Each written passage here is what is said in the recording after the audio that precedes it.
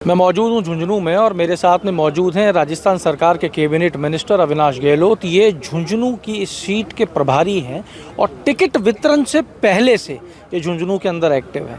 इन्हीं से जानेंगे कि झुंझुनू कितना टिपिकल इनको नज़र आया और झुंझुनू में अब तक क्या क्या परिवर्तन हुआ है। गहलोत साहब, मेरा पहला सवाल तो ये है कि चुनाव की घोषणा से पहले जो भारतीय जनता पार्टी के लिए ये कहा जा रहा था कि 7-0 की स्थिति रहेगी, वो भारतीय जनता पार्टी आज 5 से 6 सीटों के ऊपर फाइट में नजर आ रही है। आपके विरोधियों को भी कैसे देखें इस उपलब्धि को? देखिए, जब से राजस्थान में मुख्यमंत्री भजनलाल शर्मा जी के नेतृत्व में सरकार बनी है भारतीय जनता पार्टी की, उसके बाद में राजस्थान में ऐतिहासिक काम हुए हैं और इन्हीं विकास के काम के आधार पर अभी जिन 7 सीटों पर चुनाव हो रहे हैं, मैं स्पष्ट कह सकता हूं कि इन 7 सीटों पर 7-0 के मार्जिन से हम लोग ये 7 सीटें जीतेंगे। मतलब 7 जीतने जा रहे हैं आप ये कह रहे हो? 7-0 से हम लोग जीतेंगे। क्लीन स्वीप होगा, भारतीय जनता पार्टी के प्रत्याशी जीतेंगे और कांग्रेस का सोपड़ा साफ होगा। इससे पहले हमारे पास सिर्फ सलूमर की सीट थी जहां स्वर्गीय अमृतलाल मीणा जी रहा करते थे। उसके बाद 6 सीटें अब बीजेपी की नहीं थी, ट्रेडिशनल रूप से वो विपक्ष के पास रही है।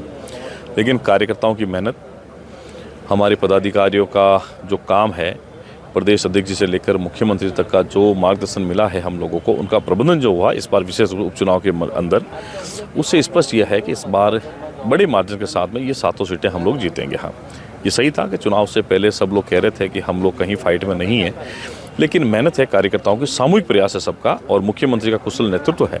इसलिए जनता इस बार तय कर चुकी है झुंझुनू में और सभी सीटों पर भारतीय जनता पार्टी के प्रत्याशियों को विजय बनाना है। क्या इस बार आप लोग बागियों को मैनेज करने में कामयाब हो गए? क्योंकि झुंझुनू की भी हम बात करें तो झुंझुनू में भी जब टिकट की घोषणा नहीं हुई थी और होने के बाद में भी ऐसा माहौल नज़र आ रहा था कि बागी जो है वो भाजपा का समीकरण बिगाड़ देगा।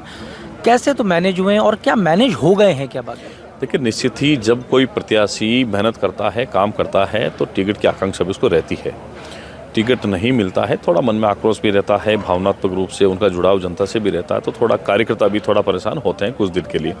लेकिन इस बार प्रत्याशियों का जो चयन हुआ है, मुख्यमंत्री जी ने सामूहिक निर्णय के आधार पर किया है और उसके बाद में जिन कार्यकर्ताओं को टिकट नहीं मिला है उनसे हमारी बातचीत हुई है, मुख्यमंत्री जी के स्तर तक बातचीत हुई है, उनको समझाया गया कि अभी आपका भविष्य है और पार्टी के साथ मिलकर काम करेंगे तो निश्चित ही फ्यूचर ब्राइट रहेगा और पार्टी से मिलकर काम करेंगे तो पार्टी में उनको उचित सम्मान देगी। इसलिए इन 7 सीटों पर एक भी बागी अभी भारतीय जनता पार्टी का खड़ा नहीं है।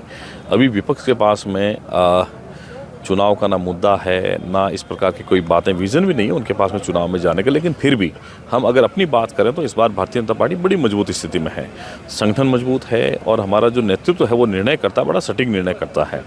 यहाँ सब लोग मिलकर चुनाव लड़ रहे हैं, कोई एक राजेंद्र भामू जी झुंझुनू में चुनाव के प्रत्याशी नहीं, यहाँ हर एक व्यक्ति प्रत्याशी है, टिकट मांगने वाला भी है, कार्यकर्ता भी है, पदाधिकारी भी है। और ये जब सामूहिक तरीके से काम करते हैं तब निश्चित ही ऐतिहासिक विजय की ओर हम लोग जा रहे हैं। इसमें कोई दो राय नहीं है कि हम बड़े मार्जिन से ये जीतेंगे, लेकिन इसमें सबका प्रयास रहेगा। जब सब लोग सामूहिक रूप से प्रयास करें, निश्चित ही विजय भारतीय जनता पार्टी की रहेगी। गहलोत साहब, आप एक ऐसी जगह से आते हो जहाँ पे सभ्यता, सौम्यता, शब्दों के चयन के अंदर बड़ा ही मान मर्यादा वाली बात रखी जाती है, सा लगाए बिना बात नहीं होती है, और एक ऐसी जगह के आप प्रभारी हो शेखावाटी बेल्ट के, यहाँ पे 1 मिनट में गमछा घुमा के मोरिया बुला देते हैं। इस बार तो मोरिया उनका ही बोलेगा, विपक्ष का, कांग्रेस का। ना गमछे घुमाने से, ना नाचने से नहीं होता है, या जनता के बीच विश्वास पैदा करना होता है, जनता के बीच में अपनी पैठ बनानी पड़ती है, काम करना पड़ता है, धरातल पे रह के काम करना पड़ता है।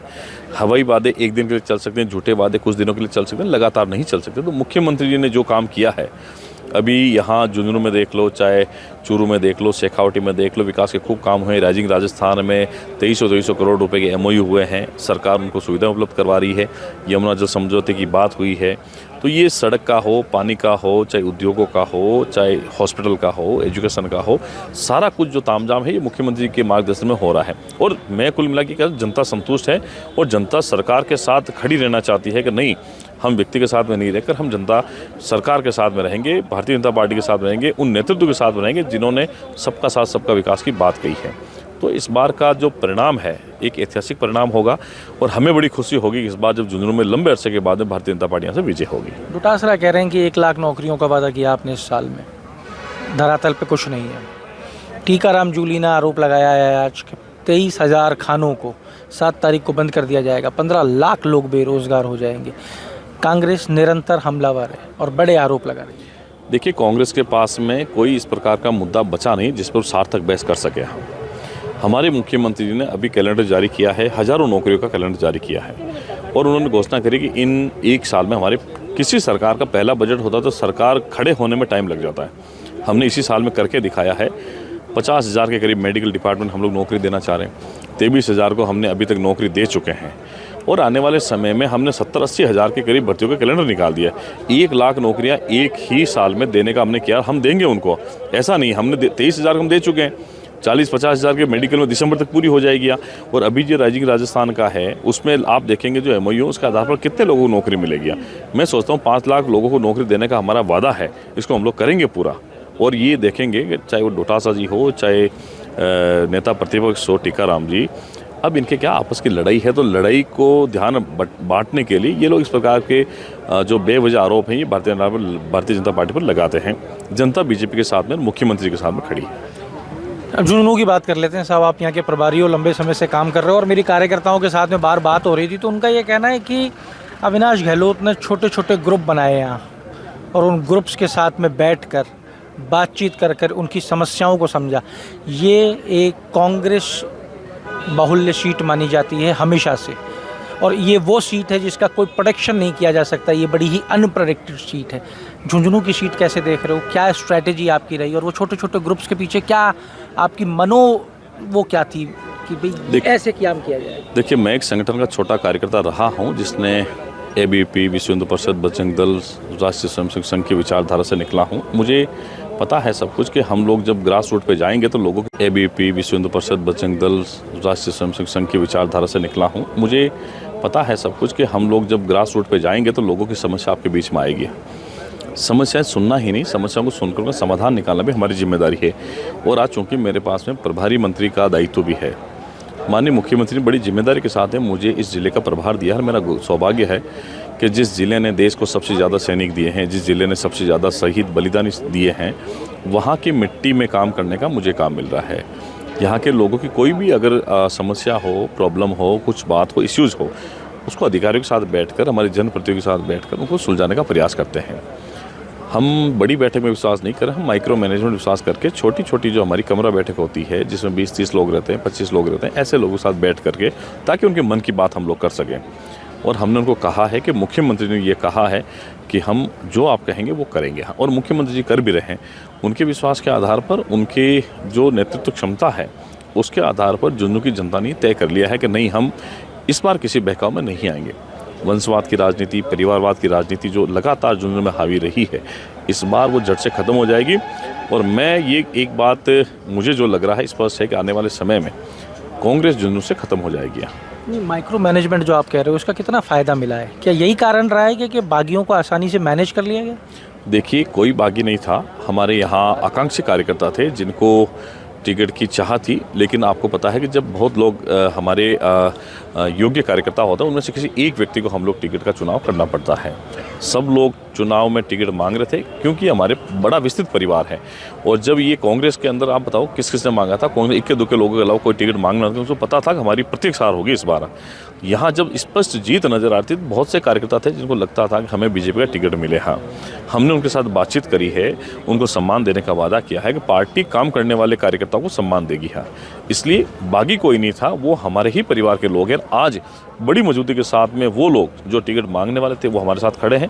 जो पार्टी के पदाधिकारी हैं, जिलाध्यक्ष से लेकर प्रदेश पदाधिकारी से लेकर मंडल से लेकर बूथ के कार्यकर्ता, शक्ति केंद्र कार्यकर्ता हमारे साथ में बड़ी मजबूती से जुड़े।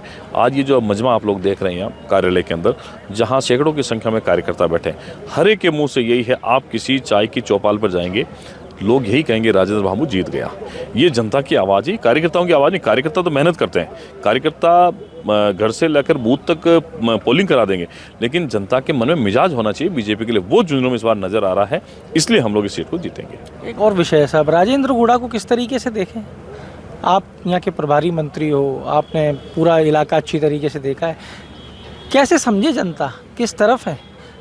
कांग्रेस की बी टीम है, भाजपा की बी टीम है, नुकसान तो भाजपा को दे रहे हैं। देखिए, लोकतंत्र में सबको चुनाव लड़ने का अधिकार है।